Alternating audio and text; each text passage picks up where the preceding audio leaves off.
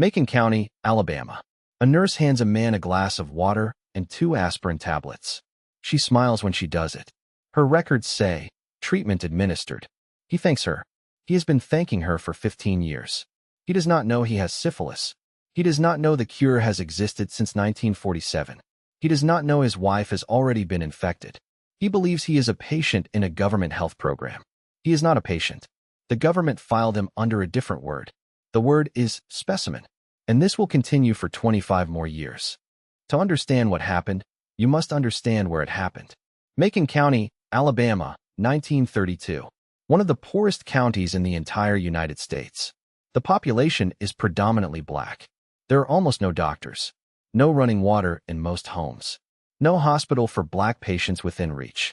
The Great Depression has just collapsed the local economy entirely. And then, the United States Public Health Service arrives.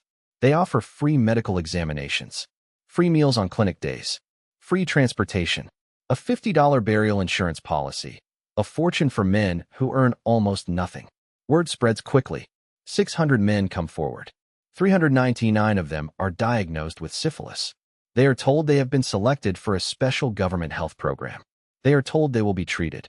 None of this is true. The official name of this program was printed on every document the Public Health Service produced. They never hid it from other doctors. They published it in the Journal of the American Medical Association in 1936 for the entire medical community to read. The name was the Tuskegee Study of Untreated Syphilis in the Negro Male. Untreated. The word was there from the first day. These men were never intended to receive treatment. They were never patients.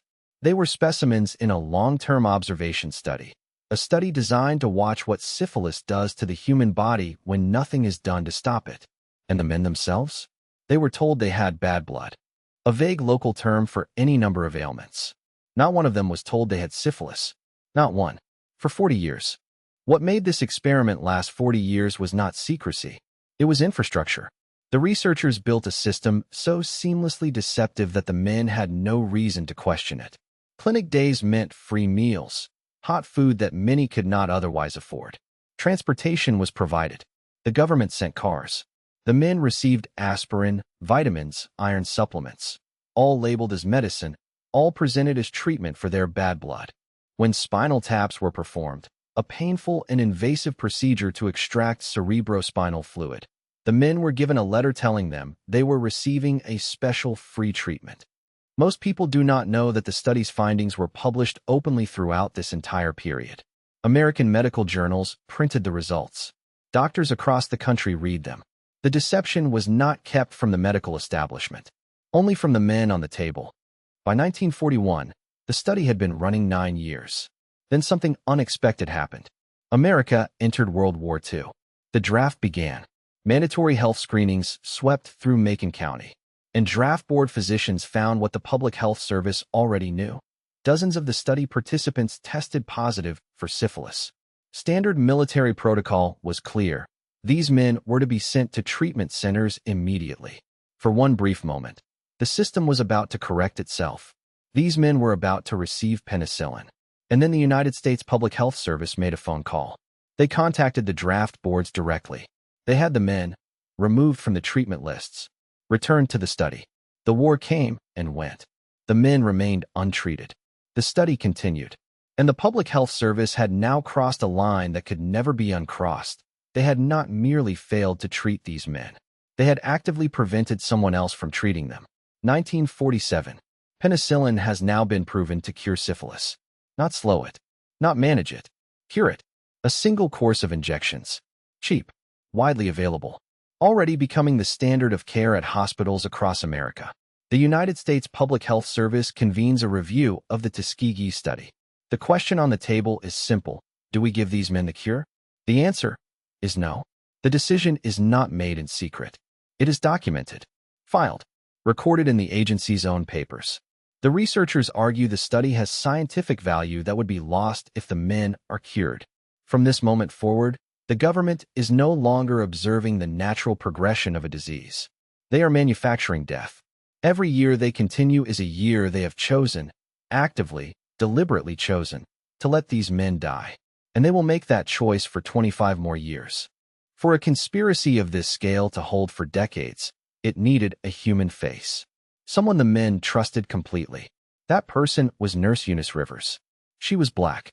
She was from Macon County. She had grown up in communities like theirs. She knew their names. She knew their children's names. For all 40 years of the study, Eunice Rivers was the constant, the one face the men recognized, the one voice they trusted, the one person who showed up at their door when they were sick, drove them to clinic days, sat with them when they were frightened. She never told them the truth about their diagnosis. She maintained their participation in an experiment she knew was not treating them. Her role remains one of the most painful and contested moral questions in the entire history of the study. A woman caught between institutional loyalty, professional coercion, and the men whose trust she held in her hands. 1966. A man named Peter Buxton joins the United States Public Health Service as a venereal disease investigator. He is shown the Tuskegee files. He reads what the study actually is. And he writes a formal internal report, addressed to his superiors, stating clearly that the study is ethically indefensible and must be stopped. He is dismissed. 2 years later, in 1968, he raises it again. A review panel is convened. The panel decides the study will continue. Buxton's objections are overruled. And USPHS Director of Venereal Diseases, Dr. John Heller, later explains the agency's position with remarkable frankness. He says, and this is a direct quote, "The men's status did not warrant ethical debate. They were subjects, not patients." Subjects, not patients. That phrase, spoken by the man running the program, tells you everything about how an institution can sustain a horror for 40 years.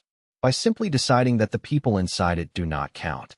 Before this story ends, let us account for what 40 years of deliberately withheld treatment actually cost. 28 men died directly from syphilis, a disease for which a proven cure had existed since 1947. 100 more died from related complications that penicillin could have prevented. 40 of their wives were infected with a sexually transmitted disease their husbands never knew they carried. 19 children were born with congenital syphilis, passed from parent to child in the womb, causing blindness, deafness, bone deformities, neurological damage. These are not unintended consequences. The researchers knew syphilis was transmitted. They knew the wives were at risk. They made no effort to warn them, treat them, or inform them. These figures, the 28 deaths, the 40 wives, the 19 children, were the study's data. They were the results. Published, reported, cited in medical journals. While the men came back, year after year, for their free meals and their placebos. Peter Buxton has exhausted every internal channel. In 1972, he does the only thing left to him. He leaks the files to a journalist. Her name is Jean Heller of the Associated Press. She verifies the documents. On July 25, 1972, her story runs simultaneously on the front page of every major newspaper in America. The New York Times, the Washington Post, every one. The next day, the study is terminated, ended not by conscience, not by ethics review, not by a doctor who finally said enough, but by a newspaper article. The nation is stunned. This is not Nazi Germany. This is not a wartime atrocity from a distant decade. This is the United States government. In 1972, the same year as Watergate, the same year as The Godfather, the same year as the Munich Olympics, the men in that Alabama clinic are alive, and the government has been letting them die for 40 years. The exposure triggers immediate consequences. Congress holds hearings. In 1973, Attorney Fred Gray files a class action lawsuit against the United States government on behalf of the survivors and the families of the dead. The settlement comes in 1974. $10 million. Each living man diagnosed with syphilis receives $37,500. The heirs of those already dead receive $16,000. Lifetime medical and burial insurance is provided for the survivors, their infected wives, and their children. Alongside the settlement, the National Research Act of 1974 is passed, the first federal law in American history specifically governing the ethics of human experimentation. 5 years later, the Belmont Report establishes the foundational principles of informed consent that govern every human medical study conducted in America today. Every one of them exists because of what happened in Macon County. 23 years after the exposure, 65 years after the study began. May 16, 1997. 8 men, the only surviving original participants, are brought to the White House. President Bill Clinton stands before them and issues a formal apology from the United States government. He issues a formal acknowledgement of what was done and of the debt that could never be fully repaid. One of the 8 men stands to respond. His name is Herman Shaw. He is 94 years old. He has lived his entire adult life as an unknowing subject in a government experiment. He looks at the President of the United States and says, "I am not bitter, but I am saying that what was done cannot be undone." Herman Shaw died 4 years later, in 2001. He had waited 94 years for those 2 words. He never received a cure. He never received a real explanation. He received an apology, and he accepted it with more grace than the institution that wronged him ever deserved. Most people believe the damage ended in 1972 when the study was exposed. Economists Marcella Alson and Marianne Wanamaker published research in 2016 that proves otherwise. After Jean Heller's article ran in July 1972, Black male life expectancy in America began to fall, not from disease, but from distrust. Black men avoided hospitals, avoided doctors, avoided the medical system entirely. They had been given a reason to. By 1980, the researchers estimate that this erosion of medical trust accounted for up to 35% of the entire racial gap in male life expectancy. The Tuskegee Study's body count did not end with the last participant. It propagated forward through decades of avoided diagnoses, untreated conditions, and preventable deaths among men who had learned, correctly, that the American medical system had once decided their lives were expendable. That lesson, once learned, does not unteach itself easily. The Tuskegee Syphilis Study was not a secret. For 40 years, its findings were published openly in major American medical journals. Doctors read them, reviewed them, cited them. The study was not hidden from the medical establishment, only from the men inside it. It ended not because someone in power developed a conscience. It ended because a journalist got hold of the files and put them on the front page of every newspaper in America. Herman Shaw was right. What was done cannot be undone, but it can be remembered, and it demands to be remembered, not as a historical footnote, but as a question that every generation has to answer for itself. What is happening right now, in plain sight, that a future generation will look back on with the same horror? History's most damning chapters are rarely hidden. They are hiding in the open. If this story stayed with you, subscribe, and tell us in the comments, what piece of history do you think is still being buried?